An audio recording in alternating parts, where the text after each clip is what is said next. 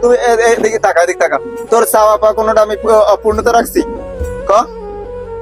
রাখো নাই, কিন্তু কিছু কিছু জিনিস আছে যেগুলা মেনটেন করে চলতে হয়, কিন্তু তুমি যেটা পারো না।